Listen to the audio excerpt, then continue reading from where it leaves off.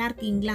நம்ம ஊர்ல குளிர்காலங்களில் கிடைக்கக்கூடிய காய்கறிகளில் ரொம்பவே முக்கியமான ஒன்று என்னன்னு பார்த்தீங்கன்னா காலிஃப்ளவர். இந்த காலிஃப்ளவரை வச்சு தான் இன்னைக்கு ஒரு பொரியல் செய்ய போகிறோம்.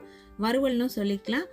அதே சமயத்தில் கோல்டுக்கு ரொம்பவே நல்லது. நம்ம செய்கிற மெத்தடில் செஞ்சு சாப்பிட்டா இந்த ரெசிப்பியை நீங்கள் செஞ்சு ஈவினிங் டைம்லையோ இல்லை மார்னிங்லையோ பிரேக்ஃபாஸ்ட் அப்போ கூட கொடுக்கலாம். இல்லை சைட் டிஷ்ஷாக யூஸ் பண்ணிக்கலாம். இதுலேயே சாதம் போட்டு கலந்து கூட லஞ்ச் பாக்ஸுக்கு கொடுத்து விடலாம்.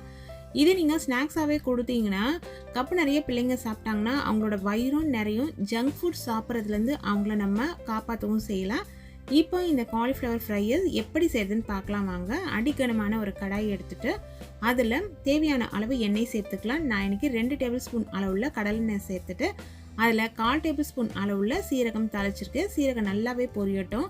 நல்ல ஒரு கைப்பிடி அளவுள்ள பூண்டு எடுத்து தோலெல்லாம் உரிச்சிட்டு இது போல் 1-2 இடித்து இதில் சேர்த்துக்கோங்க. பூண்டு உங்களோட விருப்பத்துக்கும் அந்த ஃப்ளேவர் எப்படி உங்களுக்கு பிடிக்குன்றதுக்கு ஏற்ற மாதிரி கூட குறைய சேர்த்துக்கலாம். ஒரு சின்ன சைஸில் இருக்க வெங்காயம் நல்லா பொடியாக கட் பண்ணி எடுத்து சேர்த்துக்கலாம். சாம்பார் வெங்காயம் கூட யூஸ் பண்ணிக்கலாம், ரொம்பவே நல்லாயிருக்கும். வெங்காயத்தோட அளவும் உங்களோட விருப்பப்படி கூட குறைய பார்த்து சேர்த்துக்கோங்க. கருவேப்பிலை இலைகள் ஒரு இனுக்கு உருவி இதில் சேர்த்துக்கோங்க. கருவேப்பிலையும் நல்லா ஃப்ரெஷ்ஷான வீட்டு கருவேப்பிலையாக இருந்ததுன்னா கூடுதலாக கூட நம்ம சேர்த்துக்கலாம். நம்ம உடம்புக்கு தேவையான அளவு இரும்பு சத்தும் கிடைக்கும். 1/4 டேபிள் ஸ்பூன் அளவுள்ள மஞ்சள் தூள் இதில் சேர்த்துருங்க. இதெல்லாம் சேர்க்கும் பொழுது தீயை நல்லா குறைச்சி வச்சுருங்க, இல்லைனா கருகி போயிடும். கருகாமல் பார்த்துக்கோங்க. இப்போ மஞ்சள் தூள் சேர்த்து நல்லா கலந்து விட்ட பிறகு காலிஃப்ளவர் ஒரு மீடியம் சைஸ் இருக்க ஒரு காலிஃப்ளவர் கிட்டத்தட்ட அது பார்த்திங்கன்னா ஒரு 300-350 கிராம் வெயிட் இருக்கும்.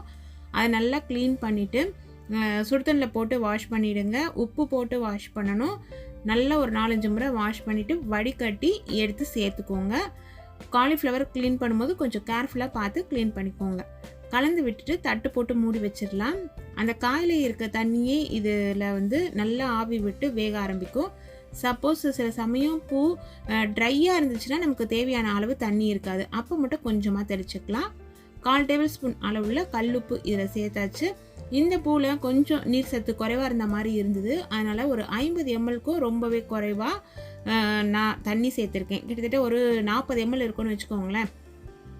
அந்தளவு தண்ணி இதில் சேர்த்துட்டு கலந்து விட்டு வேக விட்டுக்கலாம். காலிஃப்ளவர் பொறுத்த வரைக்கும் ரொம்ப சாஃப்டாக வெந்துருச்சுனாலும் சாப்பிட்றதுக்கு நல்லா இருக்காது. அதனால் பார்த்து உங்களோட டேஸ்ட்டுக்கு தகுந்த மாதிரி வேக வச்சுக்கோங்க. நல்லாவே வெந்த பிறகு மிளகு பொடி இதில் தூவணும். இந்த மிளகு பொடி பார்த்திங்கன்னா வீட்டிலையே வறுத்து அரைச்ச மிளகு பொடி தான், பச்சையான மிளகு பொடி கிடையாது. மிளகை வானலியில் வறுத்துட்டு அதை நல்லா நைஸ் பவுடராக அரைச்சி வச்சுக்கோங்க. அதிலேருந்து காரத்துக்கு நமக்கு தேவையான அளவு சேர்த்துக்கோங்க. நான் இன்றைக்கி 1/2 டேபிள் ஸ்பூன் அளவு சேர்த்து நல்லாவே கலந்து விட்டுடலாம்.